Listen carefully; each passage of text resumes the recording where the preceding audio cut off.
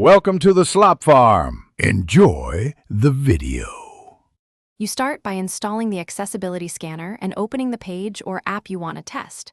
Once done, grant any necessary permissions so the tool can inspect elements and capture DOM snapshots. Make sure to disable caching or use an incognito window to avoid stale assets. You'll also set basic options: scan depth, viewport size, and whether to include hidden nodes. This gets the scanner ready. Then you'll initiate the first quick pass to gather immediate issues.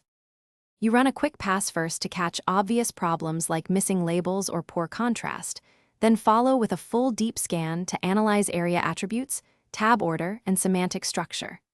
While scanning, make sure to interact with dynamic components so the tool captures runtime states.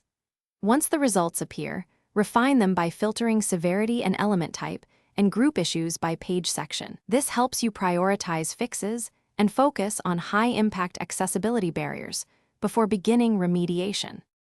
You now apply fixes based on priority: add labels, correct landmarks, adjust contrast, and improve keyboard focus.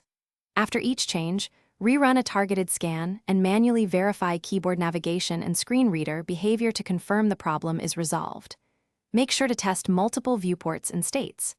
If the scanner reports false positives, isolate the element and rerun the scan, or check the scanner logs to understand why. This saves time and prevents chasing non-issues when everything else looks correct. Thanks for watching. Consider subscribing if we helped you today.